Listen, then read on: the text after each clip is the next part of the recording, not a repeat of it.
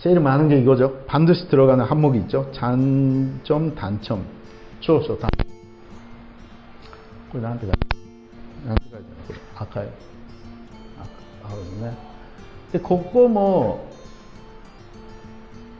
今日ちょっと省きますけれども、社会人基礎力っていうのがあるんです。これ한번 검색을 해보세요. 사회인 기초력 일본 그 사이트 구글 들어가서 한국말로 또 뭐 번역된 게 있을 거예요. 일본어で 社会人 基礎力っていいです。12ぐらいの項目があるんですよね。あれ12個あってるでしょ、遠藤さん。12개 항목들이. 그러니까 이게 뭐냐면 공부 잘하는 친구가 사회에 들어가서 사회인으로서 일을 잘하는 거는 아니라 사회인으로서 필요한 것들은 이런 요소들이 필요하다라는 것을 정리한 항목들입니다. 주체성이라든지 아까 얘기했던 그 스트레스를 해소하는 방법이라든지 팀워크에 관련된 거 그리고 자기가 일을 돌파하면서 일을 할 수 있는 그런 원동력이랄까요? 그런 부분 등등 12가지 항목들이 있는데 그런 것들이 있으면은 그게 장점이 돼요. 리더십 같은 것도 뭐 그렇고 커뮤니케이션 능력이라든지 그런 것도 그렇고 이런 장점이 되는 그거를 참고를 해서 사회에서 장점이라고 할 수 있는 것들은 어떤 항목들이 있는지 그거 보시고 자기 자신에 해당되는 부분을 들어서 설명을 하시면 돼요.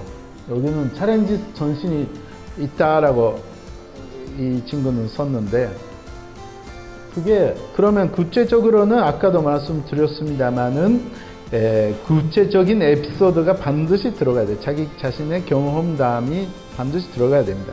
그죠? 안 그러면은 근거가 없으니까. 근데 이게 사실대로 쓰셔야 돼요. 거짓말 쓰면은 좀 이상하다 하면 이게 면접 때 가만히 안 묻어요. 이게 좀 거짓말 같다 하면 이 부분 압박 면접으로 하게 돼요. 정말인지 계속 물어봐요. 근데 일관성이 없다라 판단이 되면은 이 친구 거짓말을 하고 있구나라든지 이건 조금 꾸며냈구나 해서 떨어지게 돼요. 그리고 단점은 여기도 있습니다만 너무 치명적인 단점을 쓸 수가 없죠. 그래서 이거는 쓰지 마시고요. 그리고 이런 단점이 있으니까 이렇게 나는 개선하려고 노력하고 있다라든지 이런 식으로 마무리하시면 되겠습니다. 근데 저번에 면접 때 어떤 친구가 내 단점은 이런 것이다 라고 했는데 면접관이 그게 단점이 아니다라고 한 적이 있었죠, 엔도상. 그게 뭐예요?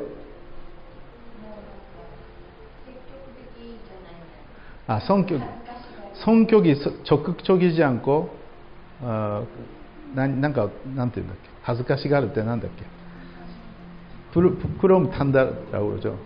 근데 면접관이 그거는 단점이 아니네요라고 하는 거예요. 어렵죠? 그게 의미가 두 가지 있을 거예요. 거기 그런 거는 단점으로 보지는 않다라는 의미일 수도 있고 당신이 진짜 단점에 대해서 본인 단점에 대해서 깊이 생각하지 않고 그냥 하는 것 같다라고 판단해서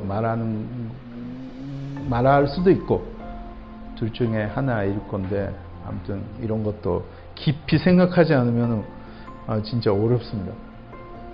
단순하게 쓰면은 안 되는 것 같아요.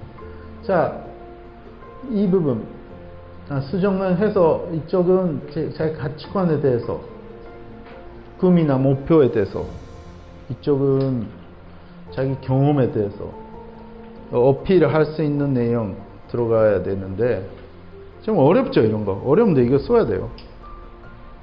근데 이런 것은 면접시에도 다 이게 연습을 해서 면접할 때도 이런 내용 물어봅니다. 실제로는. 그러니까 이게 어느 정도 준비가 돼서 말을 해야 돼요. 어렵죠. 이런 거 해야 돼요. 그 다음에 마지막이 되는데 이것도 굉장히 중요합니다. 지만 동기, 志望動機と入社後の抱負。なぜうちの会社に志望したんですか? 왜 우리 회사에 지원하게 되었습니까?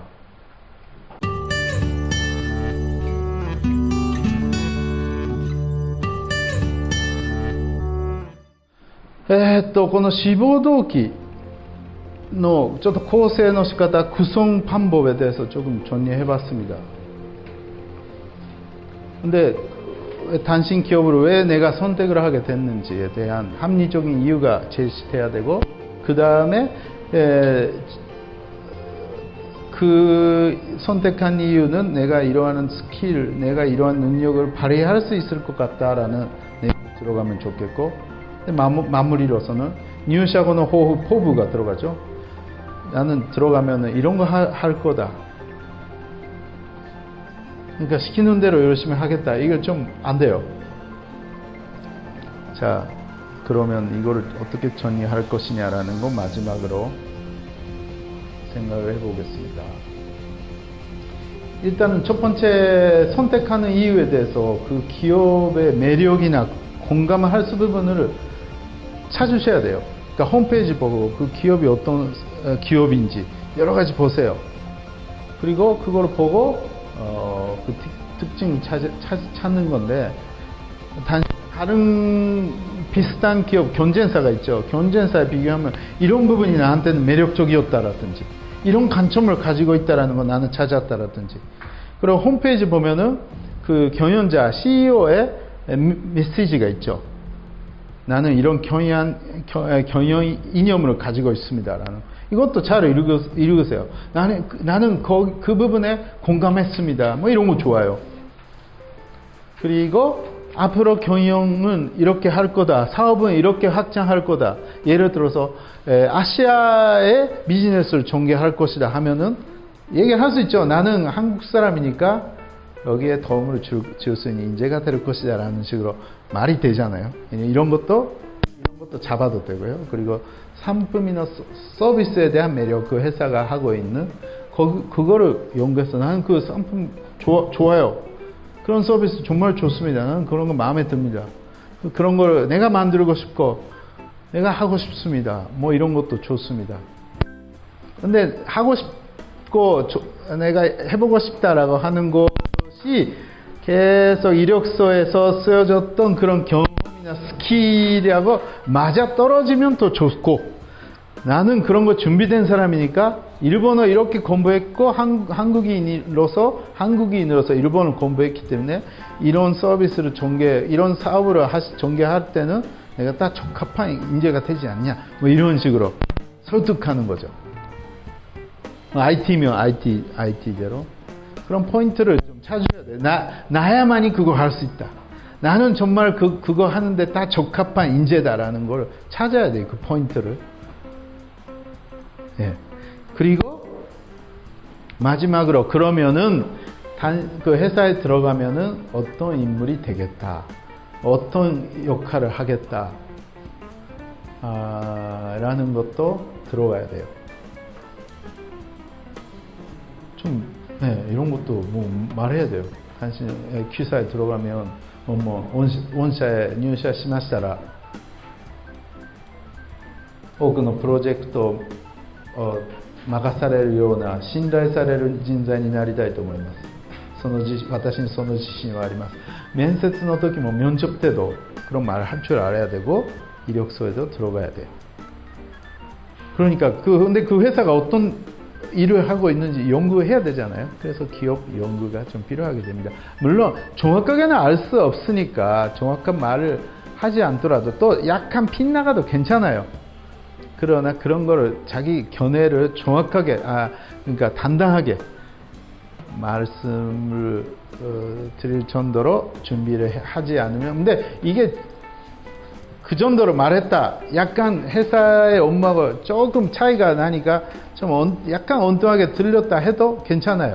면접관들은 그만큼 우리 회사를 연구해서 준비해서 이 면접 자리에 왔다라는 게 평가합니다. 오히려 생각으로 잘 모르니까 시키는 대로 열심히 하겠습니다라는 게 준비를 덜 하는 평가밖에 안 돼요. 그런 거 준비하시면 좋을 것 같습니다. 자.